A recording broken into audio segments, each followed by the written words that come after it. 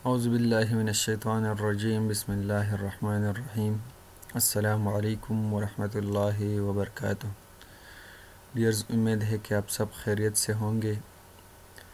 आज हम बीएल अग्रवाल का बुक जो है प्रोग्राम्ड स्टैटिस्टिक्स का, उसके chapter number 12 that is non parametric statistical methods, उसका लेक्चर नंबर 2 बनाते हैं, जिसमें क्वेश्चन नंबर 19 से स्टार्ट लेते हैं।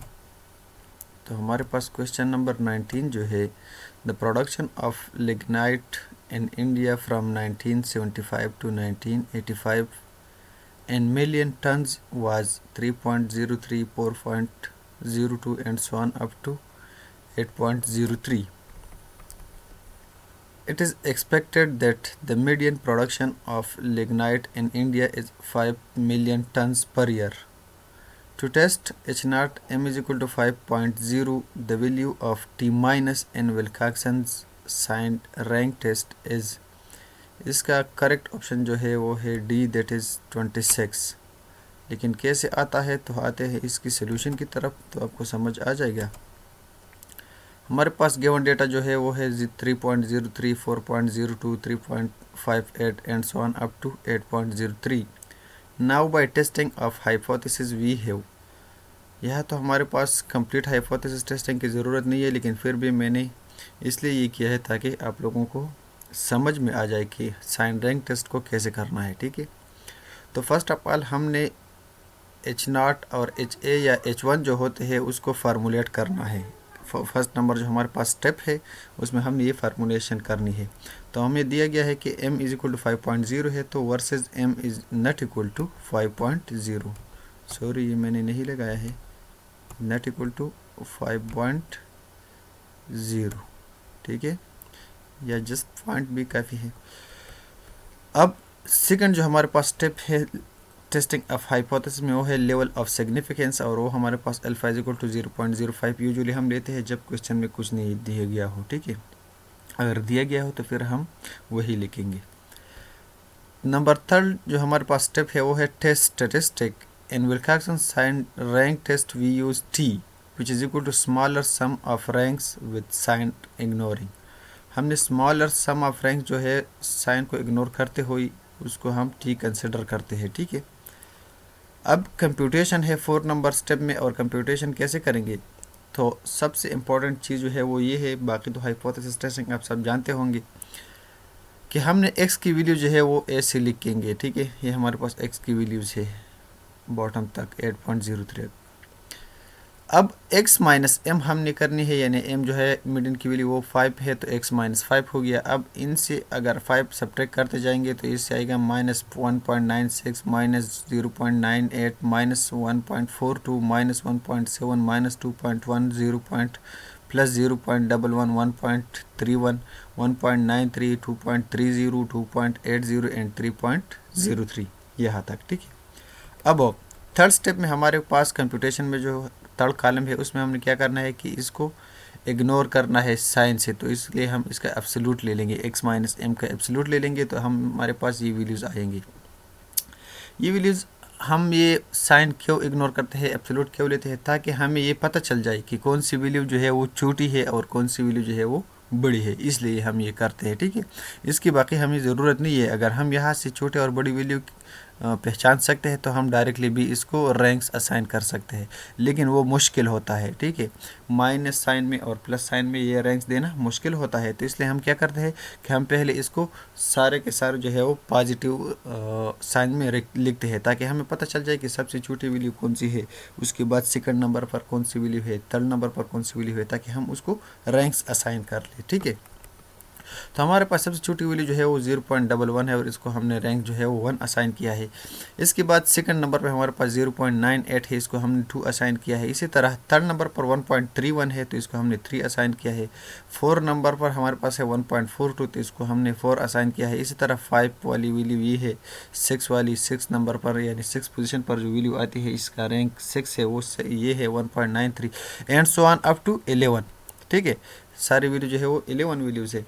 अब चूँकि हमारे पास ऐसी कोई वैल्यूज़ यहाँ नहीं है जो दोनों सेम हो, अगर हमारे पास सेम वैल्यूज़ होते तो फिर हम उसको क्या करते, उसका जो रैंक है, लेट्स सपोज हमारे पास ये वाली वैल्यू 1.31 और इसी तरह 1.31 एक और वैल्यू होगी, अगर उसकी भी मतलब मैग्नीट्यूड 1.31 हो तो हम क्या करते, 3 + 4 डिवाइड बाई 2, तो फिर हम 3.5 इसको भी असाइन कर लेते और 3.5 उसको भी असाइन कर लेते। ठीक है, तो उसकी ज़रूरत तो नहीं है, आसान है यहाँ। अब हमारे पास रैंक्स तो आ गए हैं, अब इन रैंक्स को हमने वो साइन असाइन करे हैं जो इसके करस्पॉन्डिंग वैल्यू की साइन हो। ठीक है, इसकी साइन माइनस है तो इसको हमने नेगेटिव साइन रैंक वैल्यू में लिखना है। ठीक है, इसका रैंक हमने यहाँ लिखना है। ठीक है, साइन रैंक्स का मतलब ये है कि हमने रैंक्स लिखना है यहाँ, लेकिन इसको साइन जो है वो असाइन करना होगा।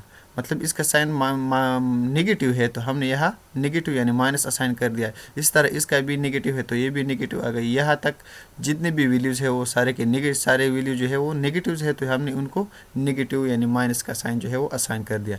इसके बाद जो वैल्यूज़ है उसकी सारी की सारी साइन जो है वो पॉजिटिव है तो उसको हमने पॉजिटिव साइन असाइन कर दिया। अब इसका सम अगर आप फाइंड कर ले तो इसका आता है 40, इसको हम t प्लस कहते हैं, तो t प्लस की वैल्यू जो है वो 40 है। और इनको अगर आप ऐड कर ले 7, 2, 4, 5 और 8 को, तो इससे आता है 26, तो t माइनस की वैल्यू जो है वो 26 है। और क्वेश्चन में क्या कहते हैं, क्वेश्चन में कहते हैं कि t माइनस की वैल्यू क्या होना चाहिए, तो t माइनस की वैल्यू जो है वो आती है 26। ठीक है, समझ आया होगा शायद। इसमें हमारे पास इस क्वेश्चन में सारा साइन रैंक टेस्ट जो है वो सॉल्व हो गया है।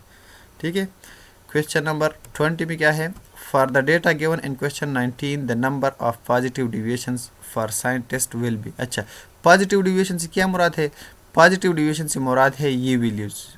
ठीक है, ये यहाँ से नीचे जो हमारे पास पॉजिटिव साइन वाली वैल्यू है तो ये कितनी है, 1, 2, 3, 4, 5, 6, तो ये 6 है। और नेगेटिव कितने हैं, नेगेटिव हमारे पास है 1, 2, 3, 4, 5, तो इसका डिवीजन नेगेटिव डिवीजन जो है वो 5 है और पॉजिटिव डिवीजन जो है वो 6 है। ठीक है, तो हमारे पास यहाँ इसकी वैल्यू जो है वो 6 यानी बी नंबर ऑप्शन जो है ये करेक्ट ऑप्शन है। ठीक है, अच्छा dears, question number 21, if there are 10 symbols of two types equal in number, the maximum possible number of runs is 10, तो ज़्यादा से ज़्यादा रन जो है वो 10 आएंगे। ठीक है, option C is correct.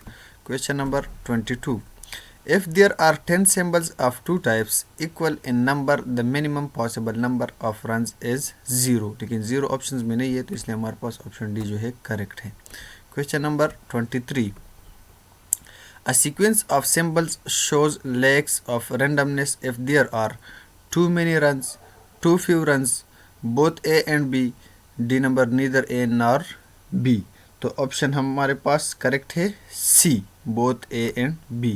A sequence of symbols shows lacks of randomness if there are too many runs or too few runs। Okay, question number 24, randomness of a sequence through runs test is judged by comparing the observed numbers of runs with number A 2 critical values, number B 1 upper critical value, number C 1 lower critical value, number D none of the above।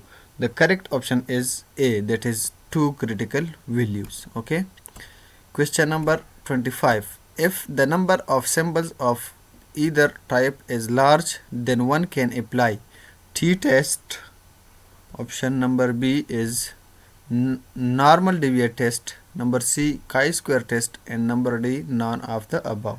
So the correct option is normal deviate test। Okay, question number 26, if the sample size and wall width runs test is larger, the variate R is distributed with mean 2m by m plus 1 plus n into plus 1, number B 2n divided by m plus n plus 1, number C 2m by n plus n, number D 2mn divided by m plus n plus 1। The correct option is D। Okay, question number 27, if the sample size and wall forwards runs test is large, the variate R is distributed with variance। In this questions they are asking about the variance। Okay, so the correct option is B, that is 2mn n2 2mn minus m minus n divided by m plus n whole square into m plus n minus 1. Okay. Question number 28. Mann-Whitney test statistic U depends on the fact that how many times y's exceed x's. Number B, how many times x's precede y's.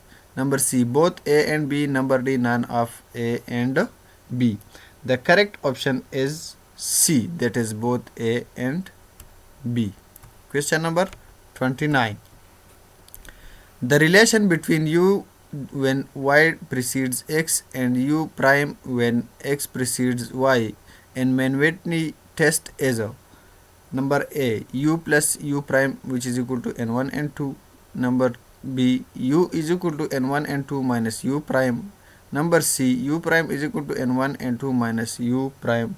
Number D, all the above. If you look to the all equations, that this equations can be made from this equation, also this equation can be made from this equation and this one. Okay, so all the equations are equal, that's why all the above is the correct option, option D. Dears, that is enough for today. Inshallah we will meet in the next lecture. तब तक के लिए अस्सलामु अलैकुम व रहमतुल्लाहि व बरकातुहू.